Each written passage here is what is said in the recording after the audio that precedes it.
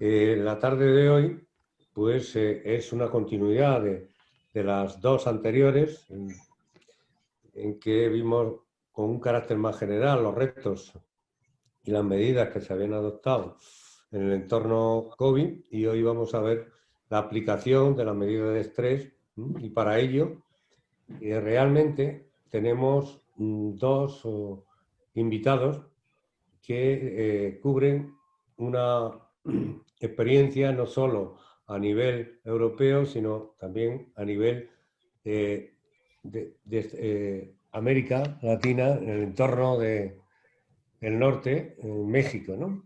Este es Juan Carlos Estepa y José Manuel Derbiaz, que lo que tiene su experiencia fundamentalmente en el entorno europeo, aunque como por tratarse de dos bancos globales, tanto el Banco Santander, donde trabajó José Manuel Derbiaz, como el del BBVA Bancomer, donde trabajó Juan Carlos Estepa, y en Madrid, pues tienen una experiencia, digamos, que tanto europea como latinoamericana por sus filiales en América.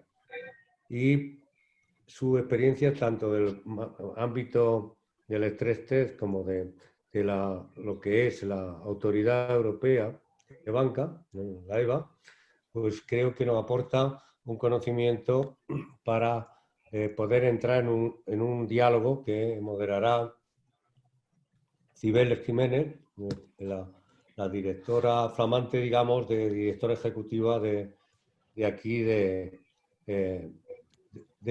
Club de Riesgo de la República Dominicana. Creo que por parte de Dominicana poder contar con una persona con las cualidades de Omar Bayrán, pues es fantástico, primero porque tiene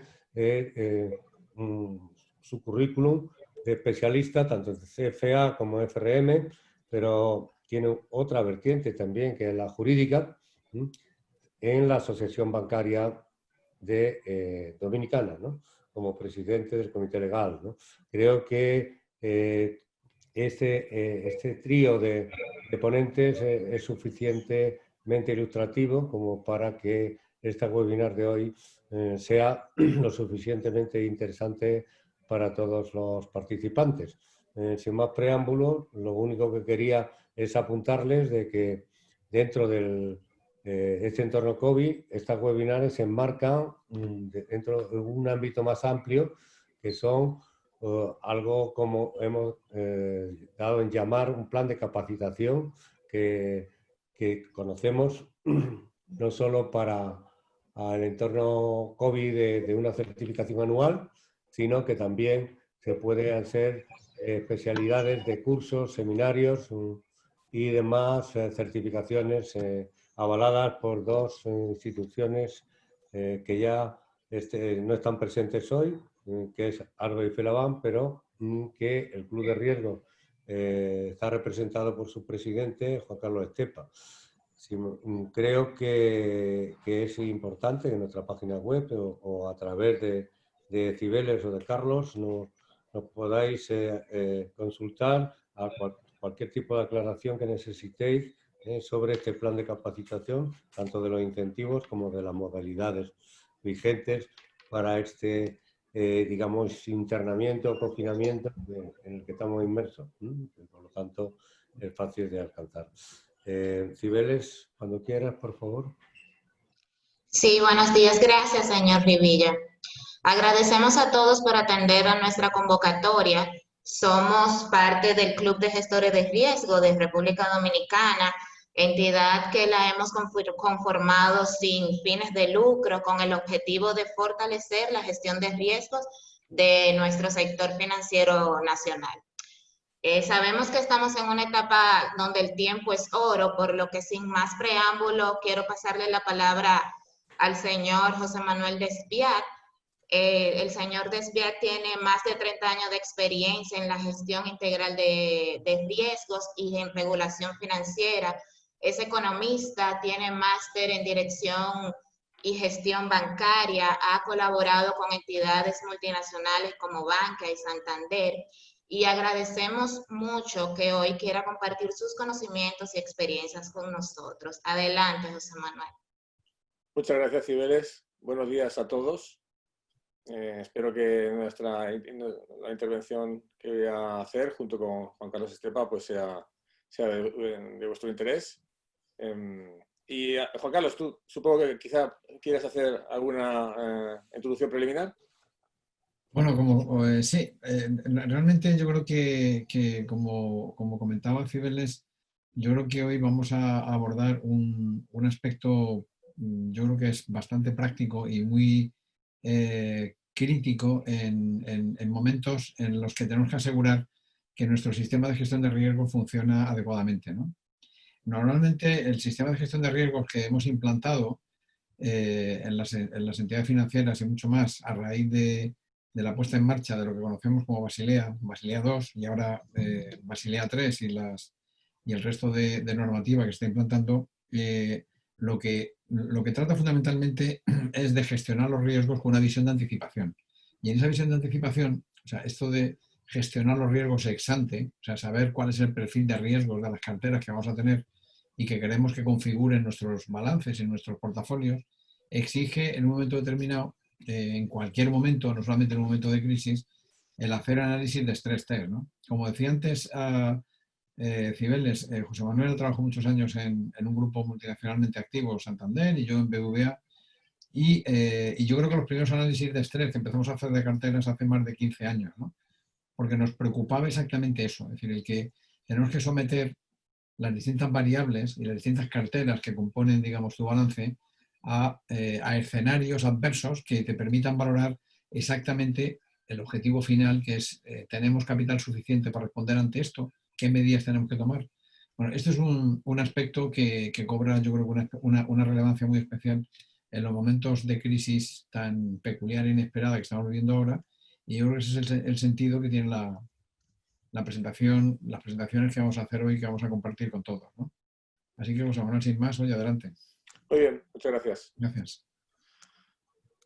Bueno, primero preguntarnos cuál es el concepto de stress test. ¿Qué es un stress test? Bueno, pues podemos convenir que es una técnica de gestión de riesgos mediante la cual se simula el impacto en los resultados, en la solvencia o quizá en ámbitos más específicos de una entidad, normalmente de un escenario desfavorable, pero que entendemos es plausible, ¿no? El ámbito, como comentamos, puede ser más o menos abierto, puede ser más parcial, referido a un factor de riesgo en concreto, un tipo de riesgo, una cartera, un producto, o quizá tener un carácter mucho más global, lo que indudablemente hará más complejo el ejercicio, pero seguramente nos llevará a conclusiones mucho más valiosas, ¿no? En la que valoraremos la resistencia de los resultados y de la solvencia de la entidad ante escenarios negativos, pues normalmente, como decimos, severos, pero verosímiles, plausibles. Una ventaja de esta técnica es que es flexible y que está abierta a la imaginación que podemos construir cualquier escenario que nos resulte de interés para ver cuál sería el impacto en la entidad de acuerdo a nuestro perfil de riesgo, ¿no? En el stress testing hay tanto de arte como de ciencia, eso hay que tenerlo presente. Bueno, se habla de distintos enfoques metodológicos, se habla de, por ejemplo, análisis de sensibilidad, o sea, de menos complejo a más complejo. Empezaríamos por el análisis de sensibilidad, en el que haríamos una variación marginal, veríamos cuál es el impacto de una variación marginal sobre un factor de riesgo en nuestra cartera. Podríamos, a su vez, hacer un estrés de ese factor de riesgo, aplicar un shock más o menos intenso y ver qué resultados, qué impacto produce. O, por el contrario, podemos complicar más el ejercicio y hablar de análisis de escenario. Que es un término que me gusta incluso más que el stress testing, puesto que el análisis de escenario no solamente se limita a escenarios desfavorables, sino plantea cualquier tipo de escenarios centrales, escenarios incluso pueden ser optimistas, o de la severidad que queramos, y para, naturalmente, manejando muchos más factores de riesgo, manejando tipos de riesgo diferentes, variables de riesgo, ver cuál es el impacto en el negocio, en el riesgo, en las distintas líneas de la cuenta de resultados y, por conclusión, en la solvencia de la entidad.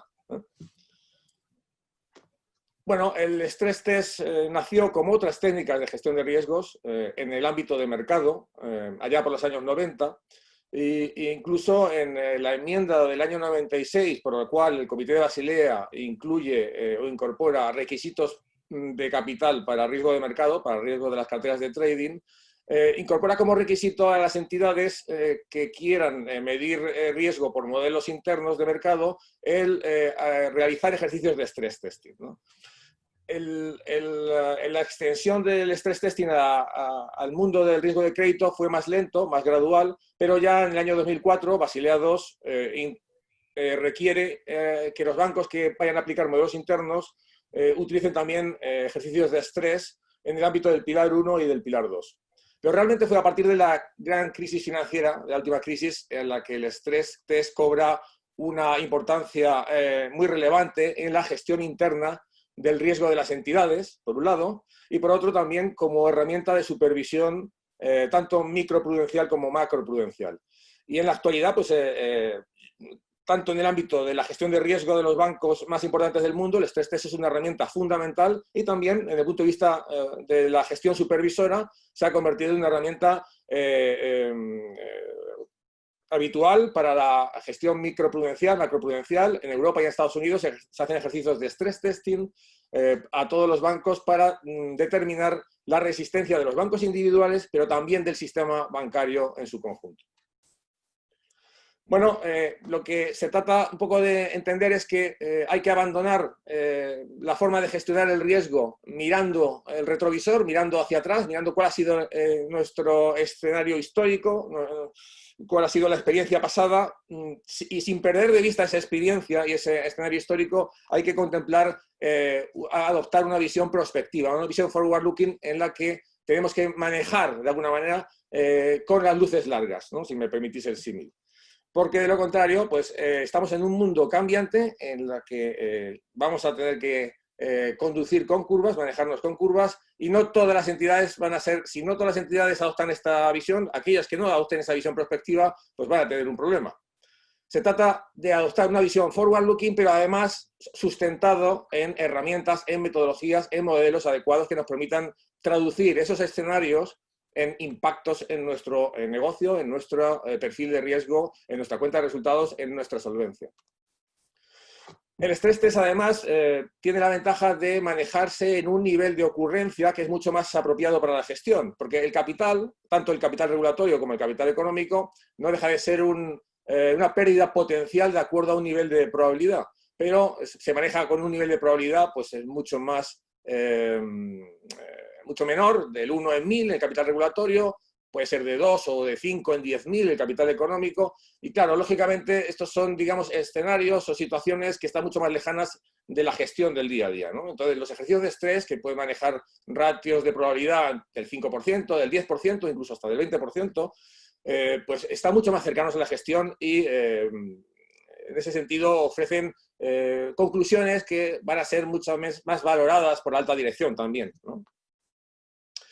Bueno, el Comité de Basilea, teniendo en cuenta la relevancia creciente de las técnicas de estrés, tanto para la gestión del riesgo de los bancos como para la propia supervisión, revisó los principios que ya se había publicado, en su momento, en octubre, y estableció o volvió a fijar estos 9 principios en la que, bueno, pues marca que los marcos internos de stress testing que establezcan las entidades deben tener unos objetivos claramente articulados y formalizados, deben estar sujetos a una estructura, a un marco de gobierno interno eficaz, deben aplicarse a la gestión del riesgo, pero también, y muy importante, para poder informar las decisiones de negocio, para poder determinar la estrategia de negocio, ¿no? Se tienen que capturar los riesgos relevantes de la entidad, que no tienen por qué ser los mismos riesgos para todas las entidades, depende del perfil de riesgo de cada entidad, y los niveles de estrés deben tener, para que tengan, digamos, utilidad, ser suficientemente severos.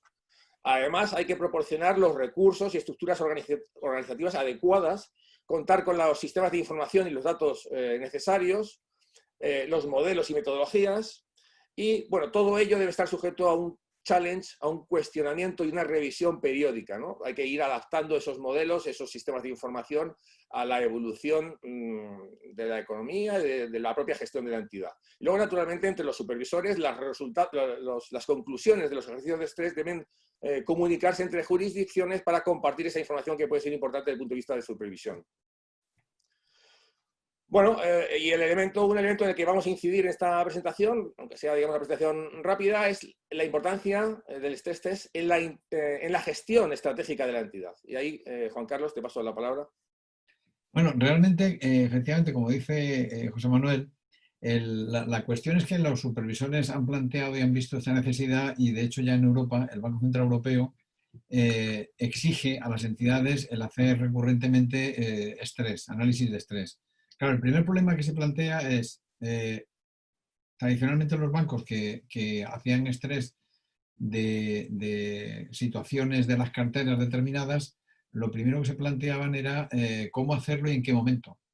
Claro, el cómo realmente te llevaba a que inicialmente, cuando hacíamos los primeros escenarios de estrés, pues, y la aplicación, pues entendías qué impacto tenían esos escenarios, que normalmente son variables macro, como sabéis, que aplicas en función de tu estructura de balance a las distintas carteras, a las carteras de riesgo de crédito.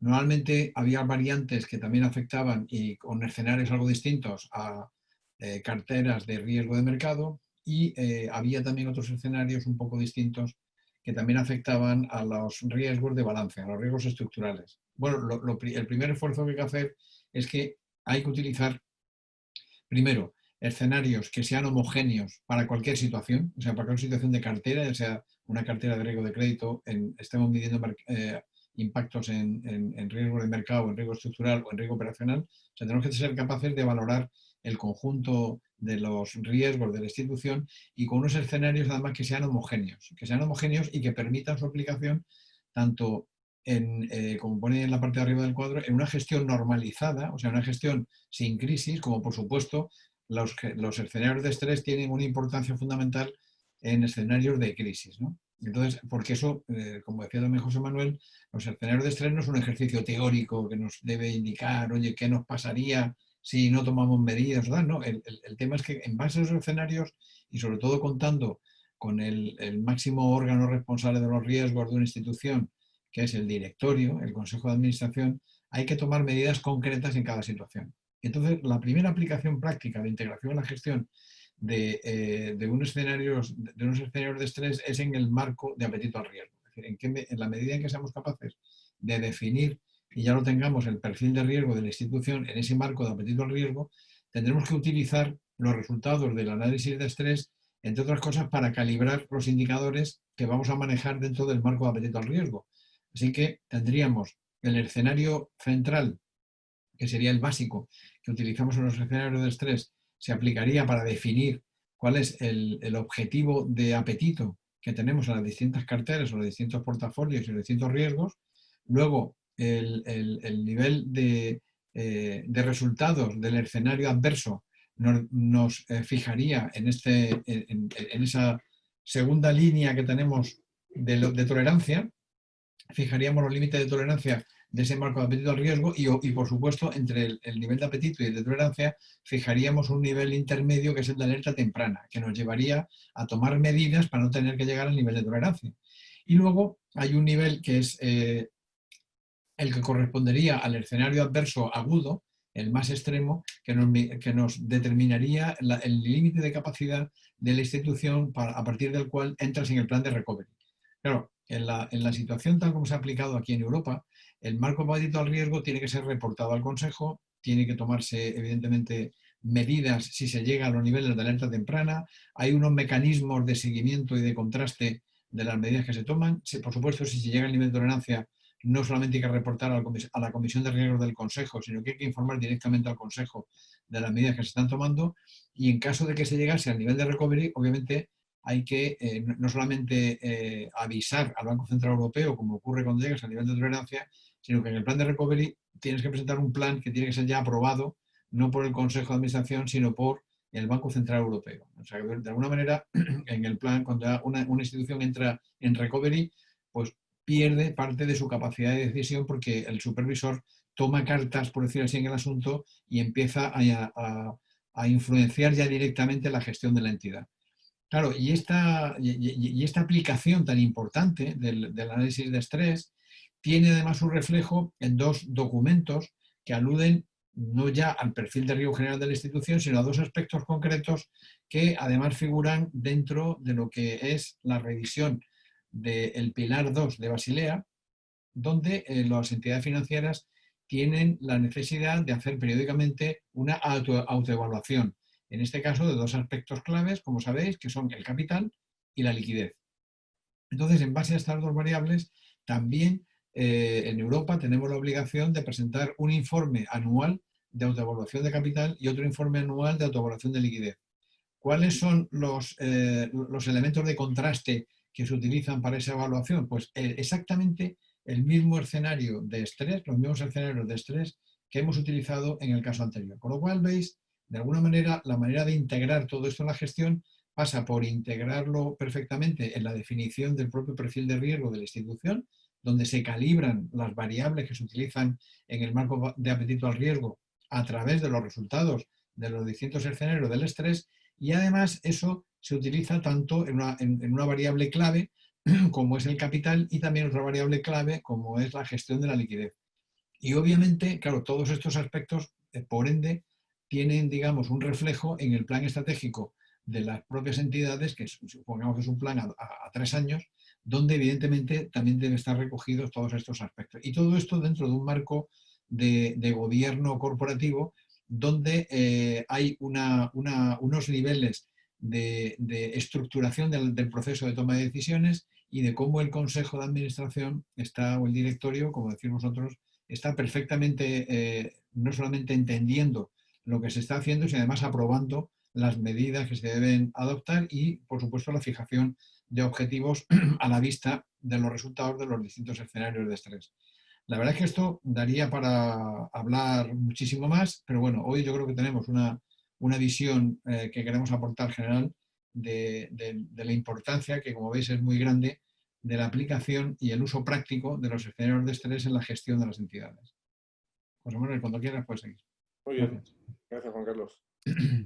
Bueno, como ha comentado Juan Carlos, uno de los elementos importantes de utilidades de los ejercicios de estrés es, mediante el apetito, la fijación del marco de apetito a riesgo, asegurar que la estrategia de negocio es sostenible, es viable y que no nos lleva a incurrir en riesgos más allá de los deseados, ¿no? Entonces, de manera que en el ciclo de gestión de riesgo, la estrategia o el plan de negocio estratégico que se fije es revisado para identificar riesgos, y no solamente en un escenario central, sino también en escenarios de estrés, y ver si esos riesgos desembocan en un exceso de los límites fijados por el marco de apetito. Si fuese así, si hubiese un exceso sobre los límites fijados en el marco de apetito, habría que reevaluar la estrategia y habría que modificar, bueno, quizás reducir el crecimiento en algún negocio o bajar la ambición comercial en algún producto, disminuir la concentración, en fin, dividir esas medidas que puedan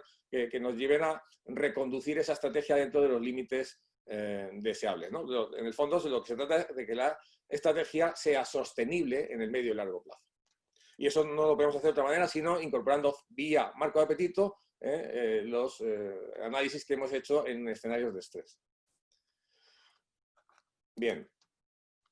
Bueno, aquí tenemos una encuesta que realiza periódicamente Deloitte, y en este caso ha entrevistado a grandes bancos internacionales para ver hasta qué punto estaban utilizando la gestión de los ejercicios, las técnicas de stress testing en su gestión interna, ¿no? Entonces, como vemos, la gran mayoría, con mayor o menor intensidad, están utilizando el stress testing para informar, para hacerse una idea de la visión global de riesgo de la entidad y para reportar al Consejo y a la alta dirección.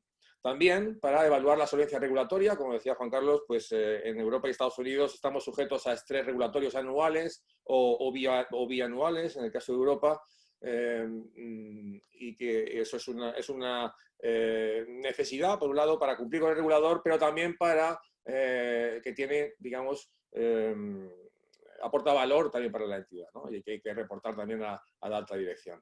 Y como hemos comentado en estas últimas slides, los ejercicios de estrés sirven para diseñar el marco de apetito y actualizarlo en función de que, digamos, los riesgos también van cambiando con el paso del tiempo. Y como he dicho también, otro de los aspectos en los que las entidades todavía se advierte en la encuesta un recorrido de mejora, pero es, como hemos comentado, la planificación estrategia y de negocio, ¿no? Bien. Bueno, podemos hablar de un proceso general de estrés para evaluar el impacto de escenarios más o menos complejos en los resultados y en la solvencia de la entidad. Un escenario como puede ser el que estamos viviendo en estos momentos, la crisis sanitaria del COVID-19, ¿no? El primer paso, la primera fase pasa por revisar de forma sistemática todos los riesgos o la cartera, el balance de la entidad, toda la actividad de la entidad para ir identificando riesgos que puedan ser riesgos que ya existen o riesgos potenciales o emergentes, ¿no? Entonces, esto se trata de un ejercicio que debe ser sistemático, debe tener una estructura, debe seguir una metodología y que debe llevarse a cabo no solamente por los equipos de riesgo, sino con la colaboración de la línea de negocio. Normalmente se hace un ejercicio bottom-up por el cual se identifican, incluso por los responsables de negocio, de forma muy detallada, cuáles son los riesgos que ellos aprecian, y ello se complementa con una visión top-down desde arriba, ¿no? Una vez identificados los riesgos, que pueden ser relevantes en función de las características de la entidad, vamos a definir los escenarios. Y esos escenarios van a atacar precisamente esos riesgos que son relevantes para la entidad. En base a distintos escenarios que podamos dibujar, pueden ser escenarios, un escenario central, un escenario de estrés moderado o severo, según la probabilidad de ocurrencia, utilizar escenarios macro, escenarios históricos, escenarios idiosincráticos, que son escenarios que están construidos precisamente para atacar de alguna particularidad propia de la entidad, por ejemplo, pues oye, haciendo ver cuál es el impacto de que cayesen las 5 primeras contrapartidas que pueda tener la entidad, ¿no? Por ejemplo. Ahí también se habla de escenarios reverse. Los escenarios reverse son aquellos que nos llevarían a una situación de solvencia comprometida o de incumplimiento de los requerimientos de capital, ¿no? Y también tiene interés saber qué escenarios nos llevarían a esa situación, ¿no?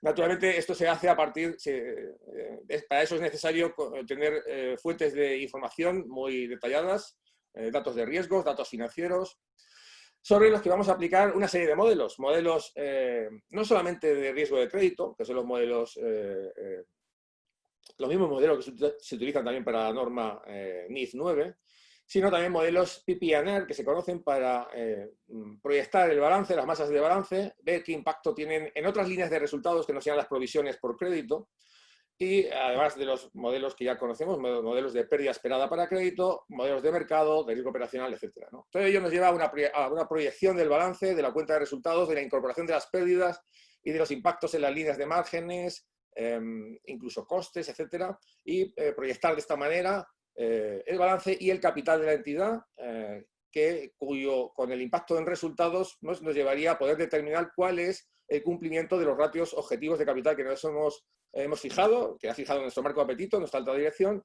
y ver qué planes de acción deberíamos tomar a priori en el caso de que no cumplamos o que los escenarios nos lleven a incumplir esos objetivos de capital.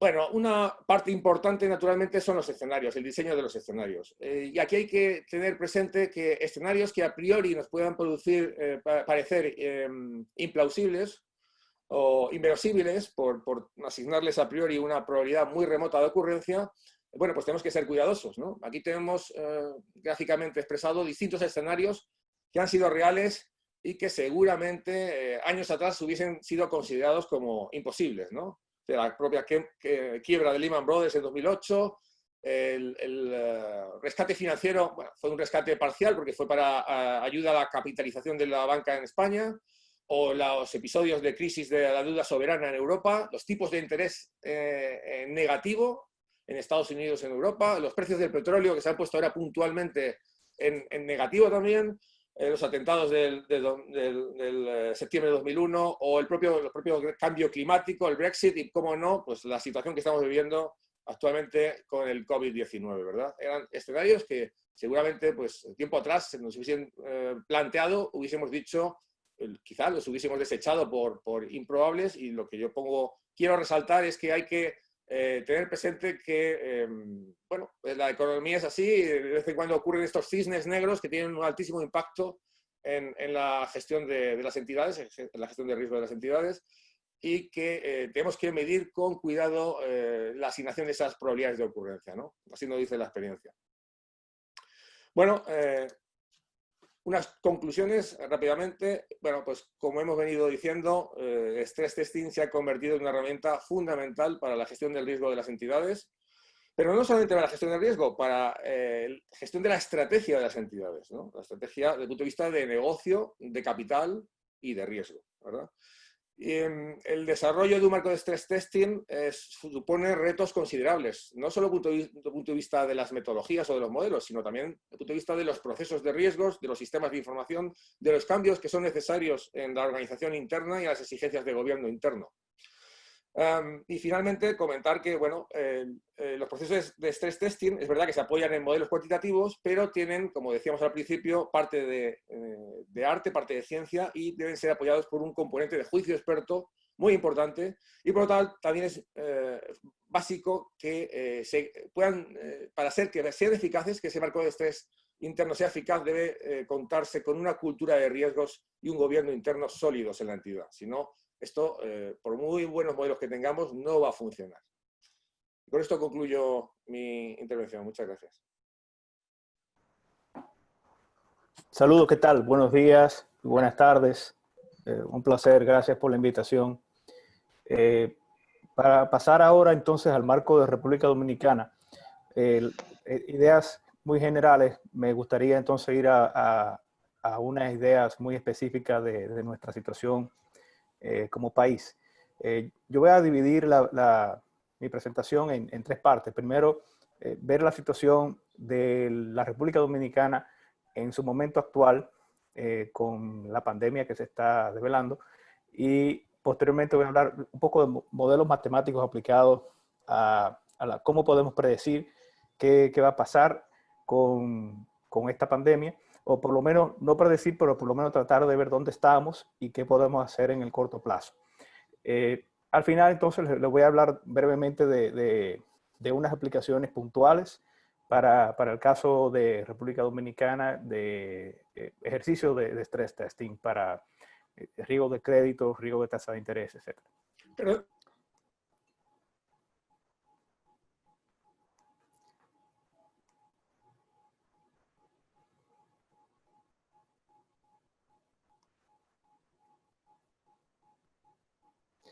Bien, como todos sabemos, a partir de diciembre del 2019 el mundo cambió. Y sí, parece un poco extraño hablar de stress testing, porque realmente todos creo que podemos estar de acuerdo en que estamos hoy día en un escenario de estrés. Hablar de hacer un ejercicio de stress testing viviendo un escenario de estrés podría ser algo incluso contraproducente. De hecho, en marzo de este año, la Autoridad Bancaria Europea decidió retrasar las pruebas de estrés para el año 2021, debido al costo operativo que tendría este ejercicio en las entidades financieras que se someten a esta práctica. Parece una decisión sensata. No obstante eso, el Banco Central Europeo decidió realizar un ejercicio de stress testing de manera confidencial, sin publicar los resultados al público en general. En el caso de Estados Unidos, la Reserva Federal tomó la decisión de continuar con las pruebas de stress testing. Es importante también tomar en cuenta la situación económica en la que se combina esta pandemia. Precisamente en un momento de desaceleración, como lo estaba comentando, el hacer una prueba de estrés resulta extremadamente complejo, incluyendo el impacto de una pandemia que parecería forzarnos a hacer una decisión de elegir entre el impacto de salud o el impacto económico. Según incluso ejercicios realizados, por ejemplo, en el Reino Unido, se tomó la decisión de favorecer el impacto salud versus el impacto económico. Se ve como un trade-off entre cuál mal voy a tener que elegir, el mal del costo de vidas humanas o de mantener una economía funcionando. La realidad es que este impacto, sea de economía o sea de salud, sigue siendo un impacto de vidas humanas, porque incluso un impacto adverso económico como el que se está previendo con la medida de aislamiento y de distanciamiento social, incluso se transforma en un impacto de vidas humanas. O sea, estamos hablando de pérdida de trabajo, estamos hablando de momentos estresados en que corporaciones no van a poder cumplir sus compromisos. Estamos hablando de personas que van a perder sus empleos y no van a poder tampoco cumplir sus compromisos. Estamos hablando de situaciones estresadas de riesgo. De hecho, por ejemplo, en marzo de este año, Google había detectado más de 500,000 nuevos sites para phishing, cuando en enero había detectado unos 149,000. Esto significa que acompañando estos momentos de crisis van también en una escalada de casos de fraudes. Esto implica también un choque en el riesgo operacional al que estamos expuestos. El riesgo operacional también lo tenemos que evaluar desde el punto de vista de qué pasa si mi equipo, de repente yo tengo un equipo de 30 personas y el 20%, 50% de estas personas resultan infectados.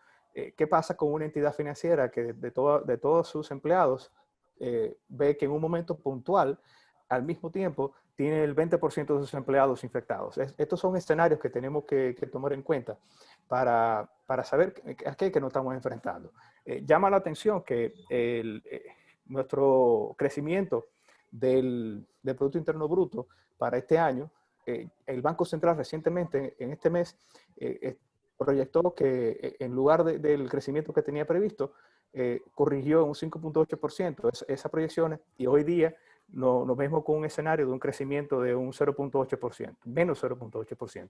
Es decir, un decrecimiento de nuestra economía, una contracción que nuestra economía, acostumbrada a un crecimiento mucho más rápido del que algunas economías avanzadas han tenido, nos vemos entonces en una situación que combina una serie de factores que la importancia aquí es ver cómo estos factores se interconectan y pueden tener un impacto adverso sea en una entidad financiera o sea en otro tipo de entidad.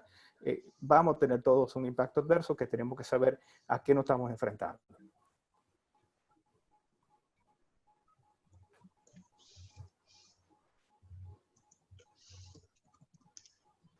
Como les comentaba, en términos relativos, la República Dominicana ha reportado un crecimiento exponencial de casos. Aquí vemos, en esta gráfica se puede ver dónde está la República Dominicana con relación a otros países en los casos reportados a partir de la fecha en que reportó 1,000 casos. Si comparamos, estamos dentro de, digamos, el rango inferior de crecimiento. Muchos factores pueden estar influyendo en esto. Distanciamiento social puede ser un factor, pero posiblemente también otros factores como el clima y también otro factor que no es tan positivo, que es quizás no estamos aplicando el número de pruebas que deberíamos estar aplicando. Quizás las pruebas realmente no son eficientes. Estas pruebas se ha reportado la deficiencia tanto en los falsos positivos como en los falsos negativos que estas pruebas arrojan. Estas son situaciones que debemos saber que pueden estar moviendo esta curva de crecimiento, dando una impresión de estar en un rango relativamente bajo en comparación con el resto del mundo, pero lo que sí es relevante es que tenemos un crecimiento todavía exponencial, como les comentaba previamente. En esta gráfica, el eje vertical es un eje logarítmico, o sea que la línea recta significa crecimiento exponencial. República Dominicana está todavía en este crecimiento de línea recta, en la línea logarítmica, lo que significa que no hemos llegado al punto de inflexión, como quizá otros países allá ya están viendo ciertos puntos de inflexión en el crecimiento de los casos reportados.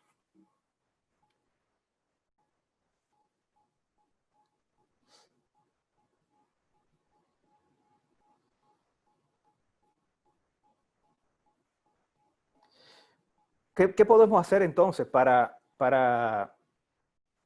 la toma de decisiones eficientes? La toma de decisiones, digamos, estratégicas ante la situación de la pandemia. Históricamente, las entidades financieras han utilizado modelos econométricos para realizar mediciones y comparar cómo se mueven variables de mercado y cómo estas variables de mercado van a impactar entonces su cartera de crédito, sus inversiones, cómo puede esta variable también tener un impacto en el crecimiento del riesgo operacional, etc. Hoy día el mundo se está moviendo hacia la utilización de modelos más complejos y esta nueva pandemia lo que nos está haciendo es tomar conciencia de la situación actual y forzarnos a la digitalización tanto de nuestros servicios como al mejoramiento y ampliación de los modelos matemáticos que hemos utilizado de manera histórica para evaluar el riesgo. Hoy día ya tenemos que ver el riesgo desde un punto de vista macro y ya podemos hablar incluso de utilización a nivel de entidades financieras, de Big Data, de inteligencia artificial, utilizando herramientas de Machine Learning para detectar estas nuevas interconexiones y ver cómo se puede obtener más información con mayor cantidad de data disponible. Hoy día también se han hecho evaluaciones para, por ejemplo, Google Trends se está utilizando para hacer evaluaciones de nowcasting. Hoy, por ejemplo, vemos que la data histórica de la economía, el crecimiento económico, llega con un retraso. Y de hecho, cuando es reportada, muchas veces es corregida. Esta data de por sí nos lleva hasta un punto. Es decir, la calidad de la data es vital y el tiempo en que se recibe es vital. Garbage in, garbage out. Si la data que llega no es data fiable, vamos a tomar decisiones y no van a ser buenas decisiones. La posibilidad de analizar una mayor cantidad de data con un volumen que quizás personas no pueden analizar, pero utilizando herramientas como Machine Learning, sí permiten el análisis de este volumen de data mucho mayor y herramientas como, por ejemplo, Google Trends o Twitter, incluso, que publica también, se puede obtener el feed de Twitter para ver cómo va cambiando el sentimiento de nación en nación y cómo se va también obteniendo una nueva perspectiva del sentimiento social, lo cual es altamente útil para evaluar, digamos, la demanda. En el caso de esta pandemia, la demanda juega una parte sumamente importante y al mismo tiempo tenemos que proteger, obviamente, la parte de la oferta. Esta pandemia da un choque muy, muy importante a la parte de la oferta en la economía, a diferencia, por ejemplo, de la crisis financiera que se vivió en el 2007-2009. Fue un choque básicamente financiero que afectó la demanda. Y la oferta monetaria incrementó, pero los canales de abastecimiento estaban ahí. Lo que ocurría era la falta de demanda. Hoy día estamos en un choque de ambos lados, tanto la falta de demanda como un choque del lado de la oferta por cómo se afecta en los canales de abastecimiento. En este escenario cobra entonces una mayor relevancia realizar más que un proceso de forecasting, un proceso de una visión, obviamente nunca retrospectiva ya, sino viendo hacia adelante, pero cobra más relevancia saber dónde estamos hoy. Dónde estamos hoy es en el momento, por ejemplo, del ciclo de producción, del ciclo económico, es muy difícil. No sabemos si estamos llegando a un pico, no sabemos si estamos tocando fondo, no sabemos cuándo se va a reactivar la economía. Precisamente para esto son útiles estas herramientas y lo que tenemos que, digamos, proyectar, pero proyectar a muy corto plazo e incluso utilizar data de panel para saber dónde estamos hoy.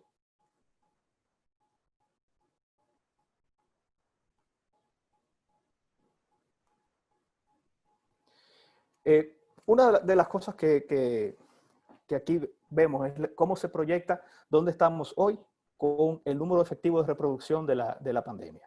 El R0, que es el número, cantidad de casos, con qué velocidad se reproduce la pandemia en un lugar determinado, es muy difícil de estimar. Y aquí se ven, por ejemplo, estas curvas de estimación, como en el caso, por ejemplo, de Brasil, China, empezó muy temprano y en el caso, por ejemplo, de Brasil, llegó a estar en un 4% y como ven en la parte sombreada, como estas estimaciones se hacen con error por múltiples razones, error por el modelo, error porque la data no es fiable, error por la variabilidad de la data, estas estimaciones son muy útiles porque no solamente enseñan un punto en el tiempo determinado, sino que muestran una distribución de probabilidad de dónde puede estar ubicado ese factor. Esto nos ayuda entonces para modelar incluso la data de la expansión de la pandemia. ¿Qué es lo que estoy proponiendo acá? Nuestros modelos hoy día han sido muy, digamos, tradicionales. Modelos econométricos que buscan las variables económicas, a ver cómo esas variables económicas impactan en, por ejemplo, la cartera de crédito, riesgo operacional, en la cartera de inversiones, etc. Lo que hoy día nos estamos viendo forzados es a incluir en nuestros modelos de predicción donde estamos también en el caso de la pandemia. Estos modelos matemáticos son modelos que obviamente vienen con errores, son modelos imperfectos, como todos los modelos, pero algunos son útiles.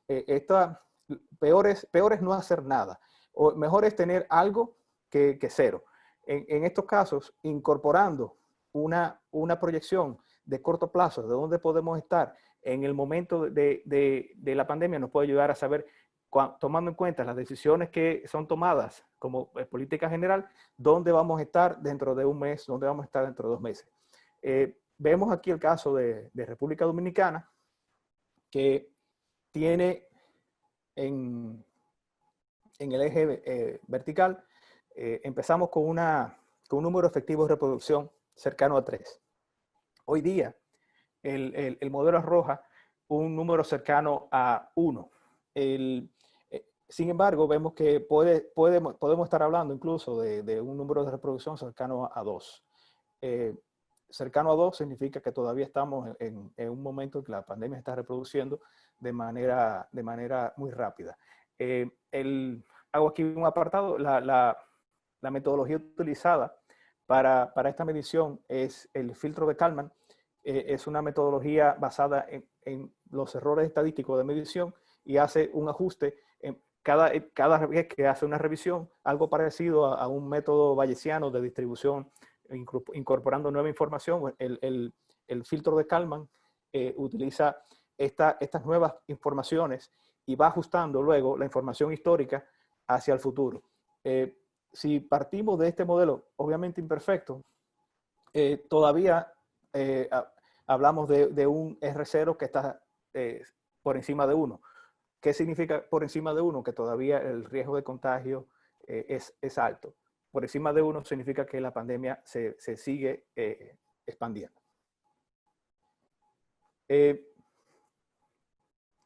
Este modelo para proyectar la pandemia, el anterior era un modelo más sencillo.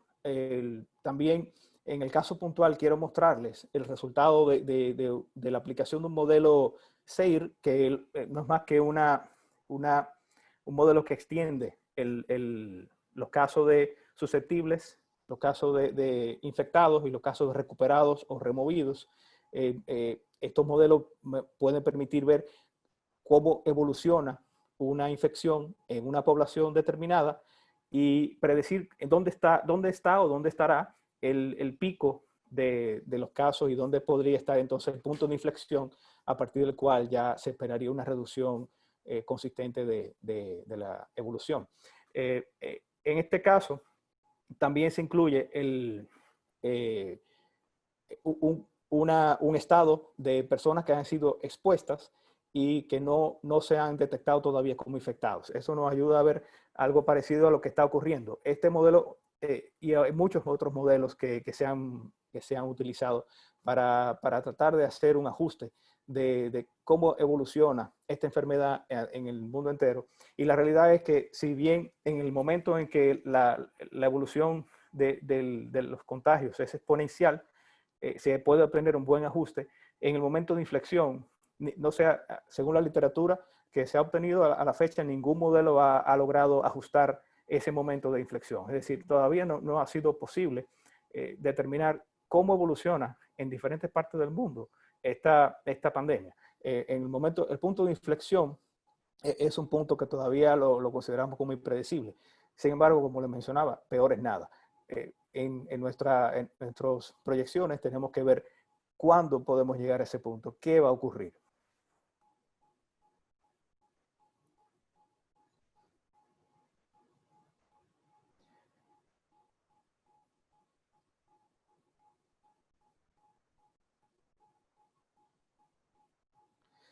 Bien, entonces, en la estimación que hicimos con este modelo SEIR, corrimos dos escenarios para presentarlos acá. Uno con el R0 3.92, que es cercano al punto máximo donde se mostraba que la distribución de esa variable podía encontrarse, que diríamos un caso extremo. Obviamente aquí estamos proyectando variables que no conocemos, no podemos detectar en tiempo real dónde estamos en la curva de crecimiento. Y en esta situación de este escenario, estamos hablando de que en el punto máximo lo alcanzamos en más o menos 4 meses a partir del inicio de la infección, pero lamentablemente llega a infectar a un 20% de la población. Considerando que la República Dominicana, según los datos que han sido publicados, tiene una capacidad de camas de emergencia de 1.6 por cada 1000 habitantes, tenemos realmente uno de las capacidades instaladas que la tenemos en un punto crítico. No tenemos suficientes camas para la cantidad de personas que podrían estar ya sufriendo de esta epidemia. Y considerando que el 20% de la población puede verse infectada en un momento determinado, y al mismo tiempo que quizás de un 2 a un 5% de estas personas van a necesitar atención de emergencia, la situación no es obviamente la mejor. En el caso de un escenario con un R0 de 1.96, ya más cercano al 1, estamos hablando entonces de un punto pico de la infección de 6 meses. Y en ese momento estaría infectado el 10% de la población. Este sigue siendo un escenario poco halagador, y nos presentamos aquí ante una situación en la que sabemos que lamentablemente el costo de vida humana siempre va a estar. Sabemos que es una situación en la que todos debemos cuidarnos, y lo importante, la recomendación siempre va a ser cuidarse, pero también cuidemos la economía. Cómo podemos tomar políticas focalizadas para mejorar, cómo podemos tomar estas políticas para continuar operaciones en la medida de lo posible y al mismo tiempo proteger a la población. Yo creo que ahí es donde está el reto importante.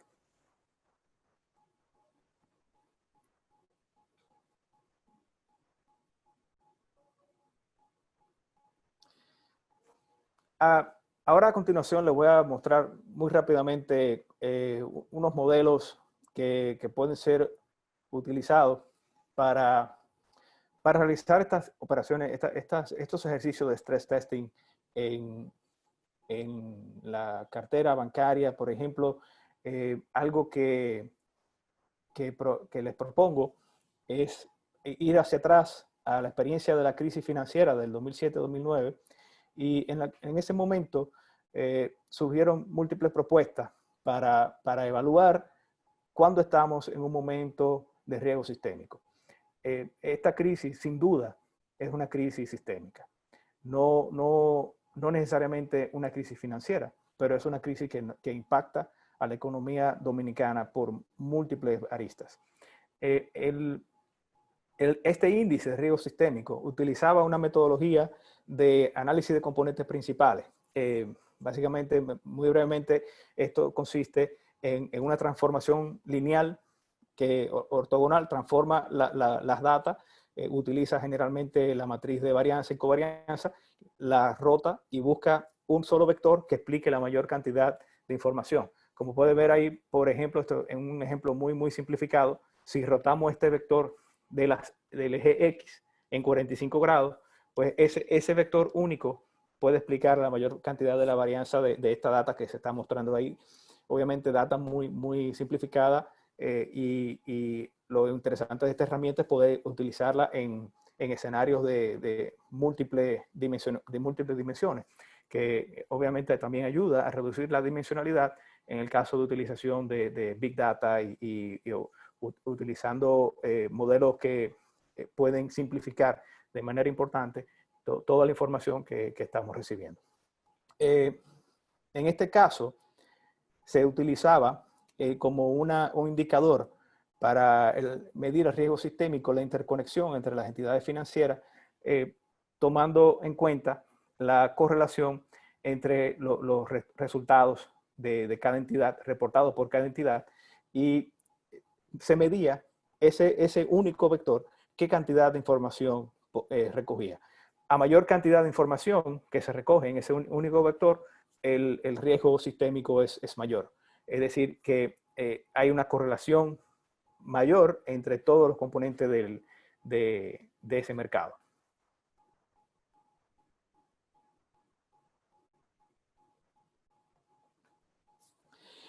Por ejemplo, aquí nos ayuda a medir, en el caso de este ejemplo que aquí he estado matrices de correlación entre diferentes sectores de la economía dominicana. Si miramos estas matrices de correlación, quizá no vemos mucha diferencia entre una y otra. La matriz de correlación de la izquierda presenta la información por sectores económicos en República Dominicana desde el año 2007 al año 2013 y en la derecha del 2013 al 2019.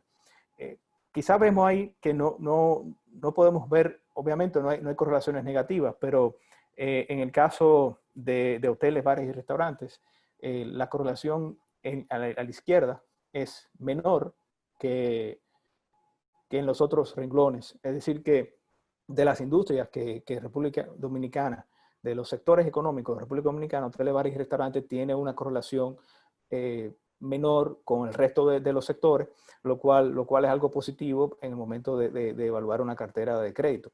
Ver cómo impacta nuestra cartera, tener en la cartera de crédito una industria, el sector una entidad del sector de hoteles, pues según lo que vemos acá, este sector puede ayudarnos a diversificar nuestra cartera. Pero no obstante eso, vemos acá que es difícil también tomar decisiones viendo toda esta data. Y también estimar cuál es el riesgo inherente de una cartera que hipotéticamente podría tener todas estas empresas de cada una de estas industrias, teóricamente. En el caso del 2007 al 2013, el índice que explica el primer componente era de un 98.6%. Es decir, la correlación, aunque no se percibe de manera visual en la matriz de correlación, la herramienta permite ver que intrínsecamente sí hay una correlación importante en ese periodo de tiempo versus el periodo que sigue del 2013 al 2019 con un primer componente de solo un 82%. También otra aplicación práctica de esta herramienta es para hacer stress testing de la cartera de inversión.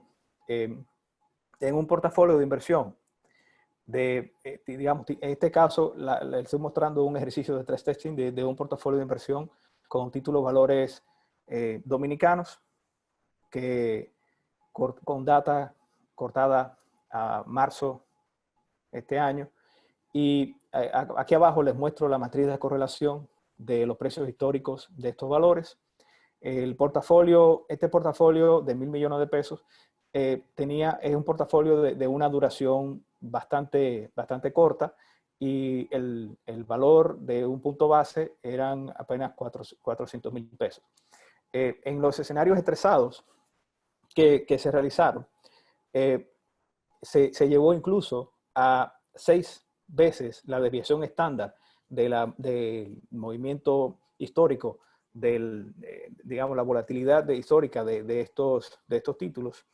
Y no obstante eso, no fue posible conseguir un escenario con una pérdida digamos, significativa, una pérdida realmente estresada. Entonces, lo que hice fue conmover entonces la matriz de correlación y ajustando la matriz de correlación para ver un escenario incluso deestresado en el que todas las correlaciones de estos títulos que en su momento original, como vemos aquí, el componente principal primero, que es el que recoge la mayor parte de información, apenas recogía un 50% de la información. Es decir, que esta cartera estaba muy bien diversificada, pero incluso impactando de manera importante esa matriz de correlación, la pérdida máxima que se obtuvo apenas era cercana a 9 millones de pesos contra un portafolio de 1.000 millones de pesos. ¿Qué ocurre aquí? Esta información histórica, que era información solo de un año, es una información histórica con muy poca variación. Necesitamos ir mucho más atrás. Y de hecho, en el caso, por ejemplo, de títulos valores en nuestro país, es necesario hacer una extrapolación que para llevar esta volatilidad no solamente a nuestra data histórica, sino incluir escenarios con juicio experto e incluir escenarios con data de otros países para entender cómo podría replicarse realmente un escenario de estrés en nuestro país. En conclusión, en este caso puntual, una herramienta que se basa únicamente en la data histórica de un portafolio de inversión no nos daría realmente un escenario estresado.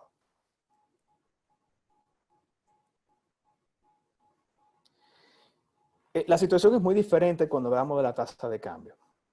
Ante esta pandemia, uno de los principales retos que tenemos es prepararnos para un choque de tasa de cambio. La devaluación a la fecha durante el 2020 es de aproximadamente un 9%.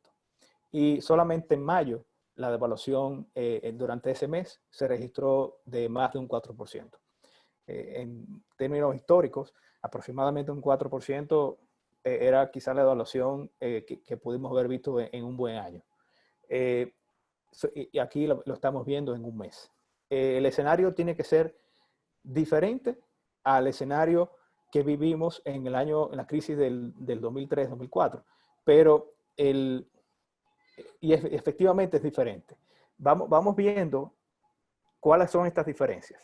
Primero, aquí la tendencia de la devaluación se ha acelerado de manera constante.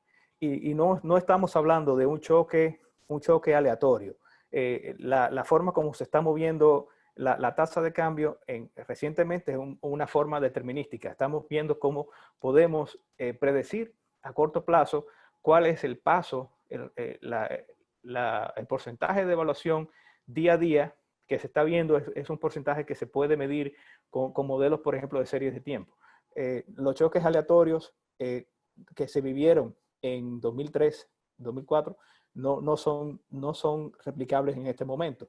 Eso es algo que tomarlo en cuenta. Pero no podemos perder de vista la posibilidad de estos choques aleatorios que, dependiendo de la forma como nuestras economías reaccionen y la economía también regional reaccione, pues vamos a tener que ajustar este escenario de tasas de cambios estresadas a nuestra realidad en cada entidad. Aquí les muestro, rápidamente les muestro en la columna de la izquierda. Aquí está la data histórica de las tasas de cambio desde el año 1999 hasta la fecha, hasta junio de 2020.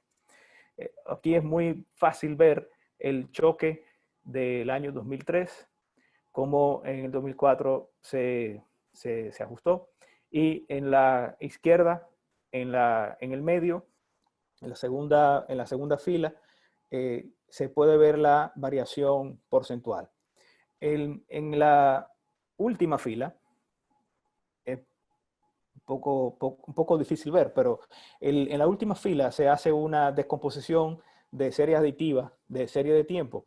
Y podemos ver que la tendencia que se mostró en ese momento de crisis del 2003 fue una tendencia un poco variable. O sea, en un momento subía, en un momento se recuperó la tasa, y la explicación de esta variación está principalmente dada por el último factor, que es el factor aleatorio, digamos, fue imposible que el modelo recogiera la información histórica de la evolución de la tasa de cambio, y se atribuye esta variación al factor aleatorio.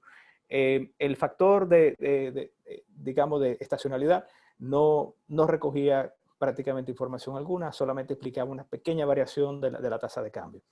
En la situación de hoy, ahí vemos en la última columna de la derecha cómo ha evolucionado la tasa de cambio desde el año 2018 al 2020.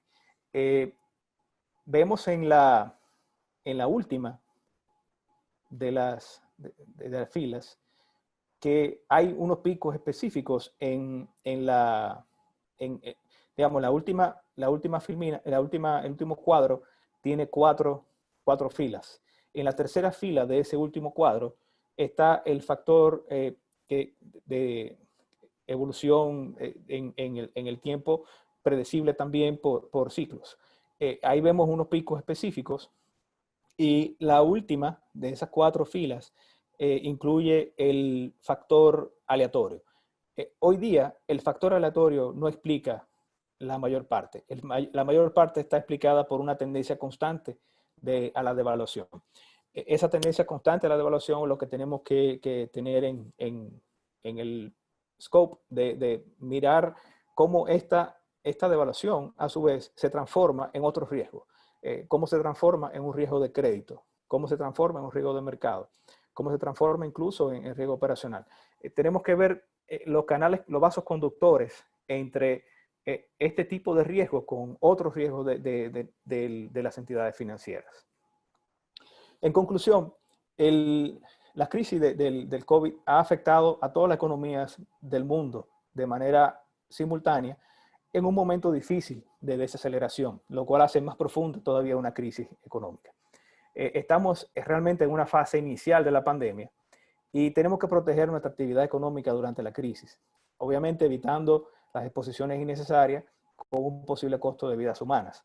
Las medidas para evitar la propagación, como el distanciamiento social, son necesarias y parecen dar fruto, por lo que vimos con la desaceleración de la tasa de contagio, pero pueden ser implementadas de manera focalizada. Es decir, que saber qué lugares están siendo afectados de manera importante en el país con esta pandemia es una herramienta importantísima para ver cómo podemos manejar la tasa de contagio, cómo podemos evitar cerrar estos puntos de focalización de la pandemia y poder mantener otras partes de la economía sana.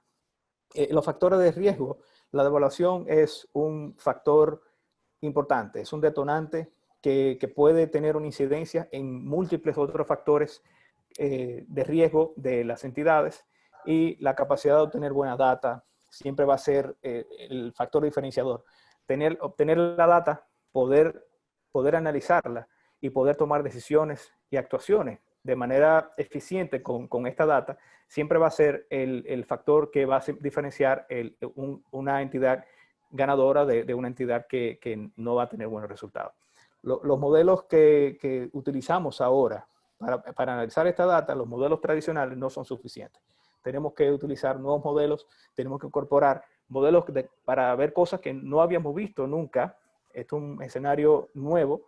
Tenemos que ver esta información nueva, incorporarla dentro de nuestros escenarios de estrés. Y una herramienta sumamente útil es realizar nowcasting más que un forecasting. Es decir, tratar de utilizar esta data de panel y entender dónde estamos hoy es hoy día más importante que hacer una proyección a 6 meses, a 1 año, a 2 años. Hoy día el dónde estamos se hace cada vez más difícil de realmente saberlo, y en la manera como podamos utilizar estos modelos de forma inteligente realmente va a ser la diferencia. Gracias, Omar. Gracias a usted. Gracias. Para los que no conocen a Omar Bayrán, él es el actual vicepresidente en consultoría jurídica del Banco Santa Cruz y presidente del comité legal de Lava. Muy atinada todas sus recomendaciones, tanto las de Omar como las de... Ay, perdón. Como la del señor del Bies. Ahora vamos a pasar a un pequeño coloquio de preguntas y respuestas. Sé que estamos muy cortito de tiempo, pero le vamos a pedir a nuestros conferencistas que nos ayuden a responder algunas aclaraciones de nuestros participantes. Por ejemplo, ¿existen riesgos en la definición de los escenarios de estrés? ¿Cómo podemos mitigarlos de la mejor manera y no tomar decisiones sobre datos posiblemente incorrectos? José Manuel, ¿comentas? A ver, Cibeles, léeme otra vez la pregunta, por favor. El riesgo en adoptar o tener en cuenta escenarios incorrectos. Permíteme. Repito. ¿Cómo podemos ajustar los escenarios bases y adversos para los análisis de estrés, teniendo en cuenta la evolución de la cantidad de contagios por la pandemia? Esa es otra pregunta. La primera es que si existen riesgos en la definición de los escenarios de estrés y cómo podemos mitigarlo de la mejor manera al momento de tomar decisiones sobre muy probables datos incorrectos. Vale, bien. Bueno, efectivamente, como expuse en mi intervención, la elección de los escenarios es un aspecto fundamental en la realización del estrés. En primer lugar, lo que primero tenemos que saber bien es conocer el perfil de riesgo de nuestra cartera, de nuestra entidad. Porque los escenarios lo que deben atacar son precisamente aquellas vulnerabilidades, aquellos aspectos de debilidad que precisamente hemos detectado en el proceso de identificación de riesgos. Porque de lo contrario, si los escenarios no son relevantes, si los escenarios no son relevantes, no afectan a elementos, a riesgos materiales de nuestra entidad, vamos a sacar conclusiones equivocadas. Vamos a sacar conclusiones de que el escenario tiene poco impacto o que en el escenario base nuestros resultados y nuestro capital va a ser de esta índole, cuando no hemos tenido en cuenta, digamos, los elementos que forman parte del perfil, los elementos esenciales del perfil de riesgo. Por lo cual es importante seguir lo que es el proceso de etapas que he explicado anteriormente. Hay que realizar un ejercicio exhaustivo de identificación de las vulnerabilidades, de nuestros riesgos, para que los escenarios ataquen precisamente esas vulnerabilidades. Por ejemplo, si nuestra cartera de crédito está fundamentalmente compuesta por préstamos hipotecarios, pues naturalmente el escenario, lo que tendremos que incidir es sobre el precio de la vivienda a futuro. Porque de lo contrario, si trabajamos otras variables como PIB o como desempleo, que quizá no estemos desarrollando un ejercicio relevante para lo que es las características de nuestra entidad, ¿no? De manera que fundamentalmente atacar en el escenario las variables relevantes. Y segundo, que el escenario sea sujeto a una discusión interna amplia por parte de la alta dirección y de los equipos técnicos, ¿no? En pirámide. Primero los equipos técnicos y luego elevar los escenarios a la alta dirección para que en la alta dirección discutan si son los escenarios apropiados, ¿verdad? Yo creo que eso también es otro paso de valor a la hora de decidir qué escenarios son los apropiados en el ejercicio de estrés. Yo aconsejaría eso. Excelente. Otro participante dice, ¿cuál recomienda como pruebas de estrés para aplicarlo en la gestión de riesgo operacional? Bueno, ¿contesto yo? Sí, vamos adelante. a ver, yo creo que la problemática es muy parecida a la que comenta José Manuel. Normalmente los riesgos operacionales lo que exigen primero es conocerte bien a ti mismo, ¿no? Es decir, los riesgos operacionales normalmente posiblemente sean de los que menos se van a ver afectados en una crisis, en la inmensa mayoría de los casos, porque lo que ocurre es que los riesgos operacionales, como bien sabemos, están muy vinculados a los procesos de gestión del banco. Entonces, la evolución histórica del banco es lo que va a determinar seguramente los riesgos operacionales y cuáles hayan sido, por tanto, al verse mucho menos afectado por el nuevo escenario desconocido, como decía Omar, que tenemos por delante, los riesgos operacionales en principio se verán menos afectados. Otra cosa es los riesgos operacionales, tal como los describe Basilea. Otra cosa es que los nuevos riesgos, que no son estrictamente, bueno, que son también operacionales, pero que forman esa nueva cohorte, por decirlo así, de riesgos que tenemos que manejar, como por ejemplo los ciberriesgos, sí que en una situación como la que estamos ahora de crisis COVID, todos desde casa trabajando, hemos tenido que intensificar mucho más el uso de este tipo de medios, por el cual, oye, pues nos estamos comunicando y estamos realizando en las entidades financieras cantidad de transacciones, ¿no? Entidades financieras, me refiero a bancos, compañías de seguros, fondos de inversión, etcétera. Este sí que es un riesgo que se va a ver muy fuertemente afectado, porque también ya hemos comprobado que los intentos de fraude que se están produciendo en este nuevo entorno en la red son muy altos y se han disparado también. Y como sabemos, uno de los primeros objetivos de los ataques de este tipo suelen ser las entidades financieras, ¿no? Entonces, aquí yo creo que estaríamos ante la definición de escenarios donde tendríamos que hacer esa reflexión que hacía Omar y José Manuel Desviat, que bueno, que uno llamaba a entender bien cuál es la situación actual que tenemos. Es difícil porque no hemos vivido ninguna situación así y eso lo que nos llevaría es aplicar, como decía Omar, las técnicas de no-casting, ¿no?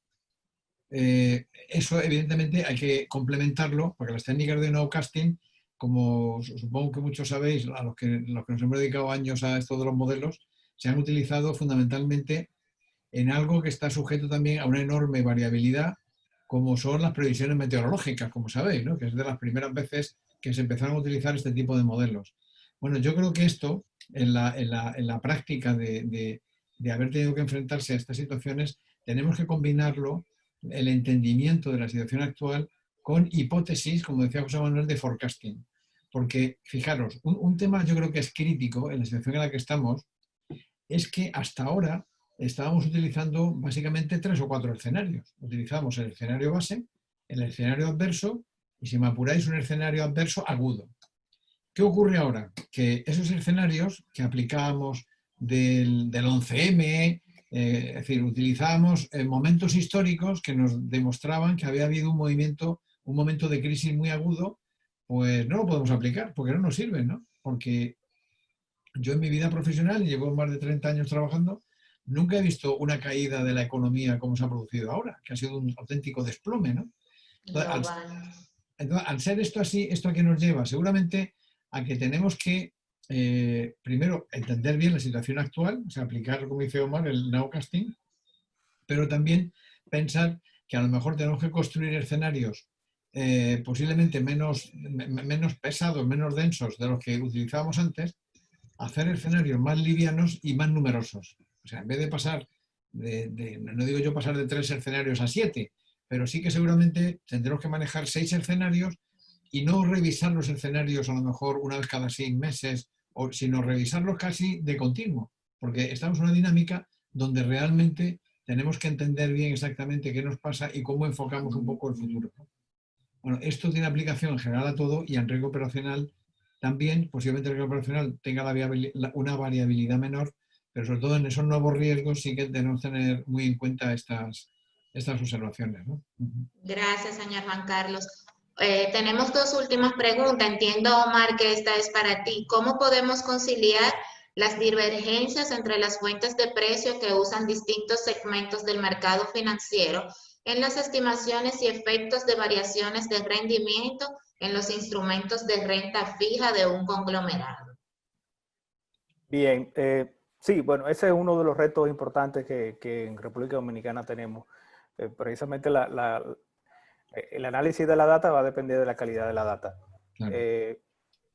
Yo diría que viendo el riesgo de 10.000 pies de altura, no solamente está el riesgo de que la data una fuente de la data sea buena y otra sea mala, entre comillas, sino que también está el riesgo de que esta data nos haga tomar decisiones de forma diferente en un momento, pero en otros momentos de manera igual, llevando quizá, empujando hacia un tema de riesgo sistémico. Hay una situación con la que tenemos que vivir, y es que la data nunca va a ser perfecta. En estos casos de prueba de estrés, la recomendación sería correr las pruebas con la data, tanto con una fuente como la otra, y obviamente esto se hace mucho más complejo cuando tenemos empresas de un conglomerado económico en la que quizás unas están, entre comillas, forzadas a utilizar una base de datos, y otras empresas utilizan quizás otra metodología con otras fuentes de datos históricos de precios. En la práctica, eso es un problema, pero en la práctica, como le mostraba en este escenario de prueba de estrés, la variación histórica que hemos tenido de los precios no ha sido relevante, por lo menos en la historia cercana. Yo diría que más importante en un escenario de prueba de estrés, más importante que definir este tema operativo, que realmente es un tema operativo. Digamos que lo que se traduce es un costo operacional mayor en tener que analizar y correr múltiples fuentes de datos. Pero el impacto importante en una cartera de inversiones es un impacto que tiene que incorporar un juicio experto necesariamente en nuestra situación.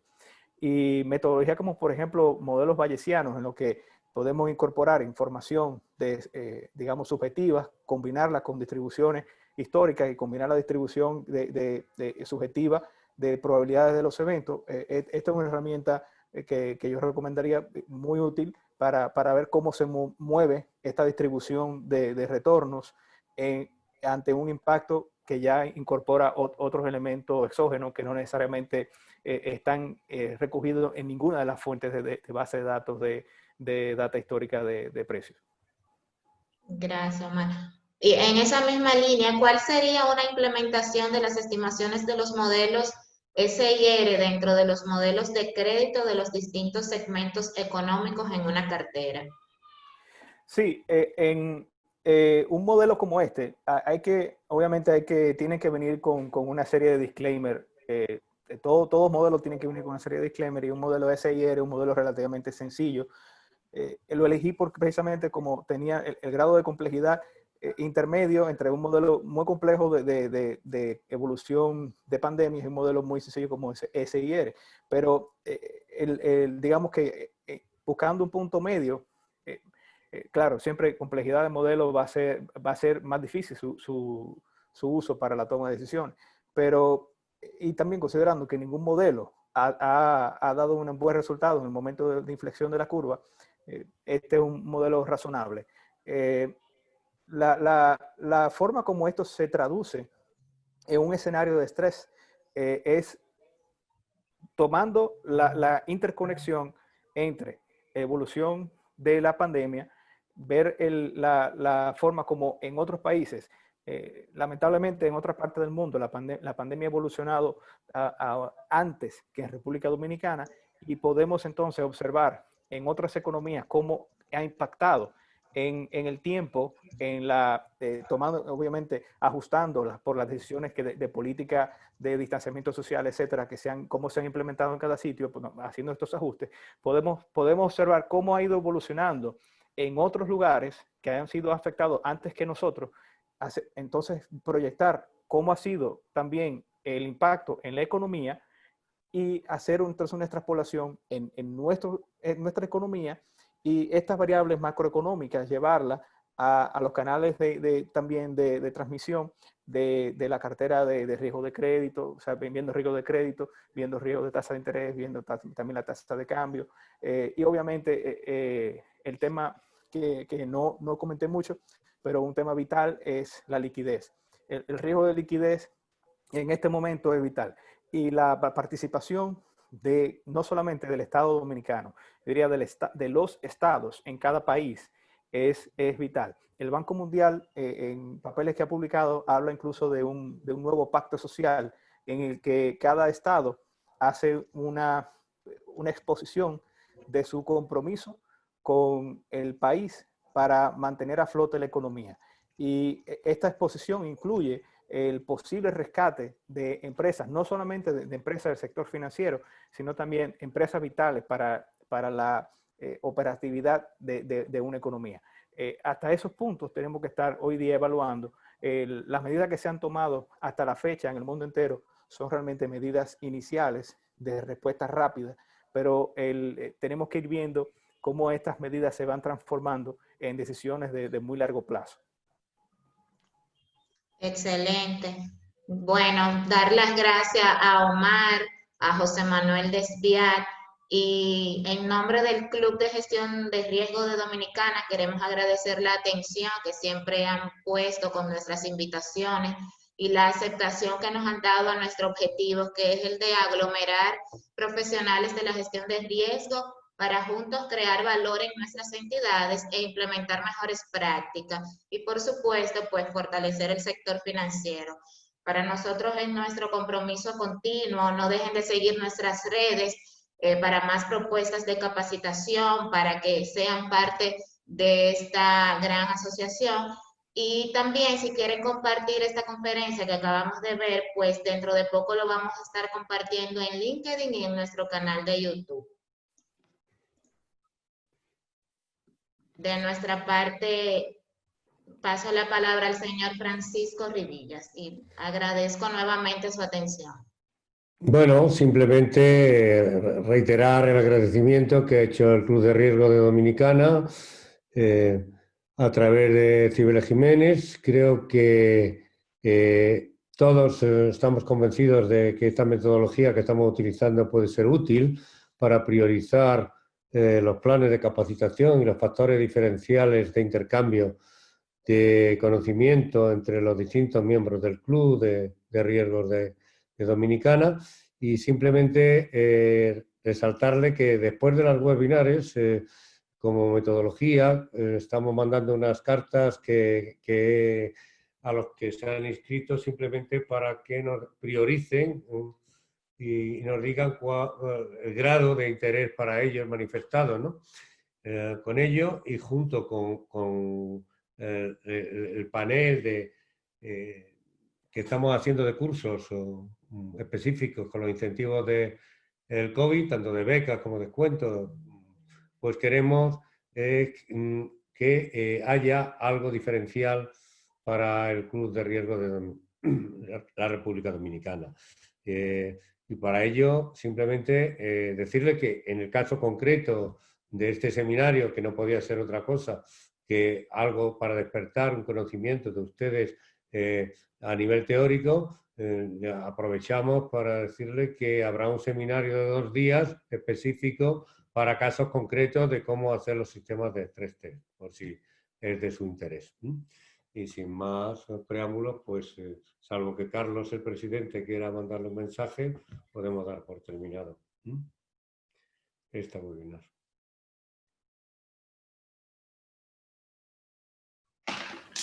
Hola a todos, ¿cómo están? Bueno, reiterarles nuevamente las gracias por participar. Muchas gracias a los expositores, al señor Desviat, al señor Juan Carlos y al señor Bayrán. Y hasta la próxima. Tenemos varios planes en la mira en los próximos días y semanas. O sea que, por favor, estén atentos. Y muchas gracias a todos por su participación y hasta la próxima. Muchas gracias. Gracias. Gracias. Adiós, muchas gracias. Hasta luego, hasta pronto. Gracias a todos. Muchas gracias. Hasta luego.